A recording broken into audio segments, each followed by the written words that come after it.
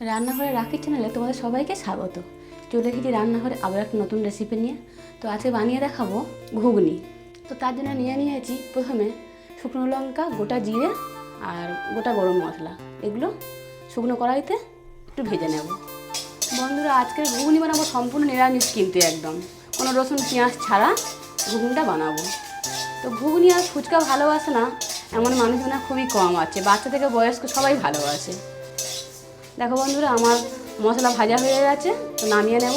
প্রথমে একটা pressure cooker নিয়েছি, দিয়ে দেবো অল্প পরিমাণে জল। নিয়েছি 500 মটরগুলো দিয়ে দেবো। নিয়েছি 500 আলু কেটে নিয়েছি, তো একসঙ্গে মটর আর আলু সিদ্ধ করে নেব।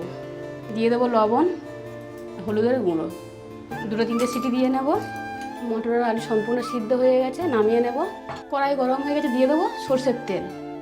তেল গরম হয়ে গেছে, দিয়ে দেবো ফোড়নে 5 ফোড়ন, তেজপাতা 2টো আর শুকনো লঙ্কা। দিয়ে দেবো কেটে রাখা টমেটো, হলুদের গুঁড়ো, দিয়ে দেবো আদা বাটা, দিয়ে ভালো করে মশলাটা কষিয়ে নেব। দিয়ে দেবো কেটে রাখা কাঁচা লঙ্কা, আলু আর মটরটা দিয়ে দেবো। দিয়ে দেবো কাশ্মীরি রেড চিলি পাউডার, দিয়ে দেবো স্বাদ মতো লবণ, অল্প একটু চিনি, দিয়ে দেবো পরিমাণ মতন জল। দেখো বন্ধুরা, ঘুগনি আমার রেডি। তো উপর থেকে ধনে পাতা আর ভাজা গরম মশলা ছড়িয়ে দিয়ে নামিয়ে নেব।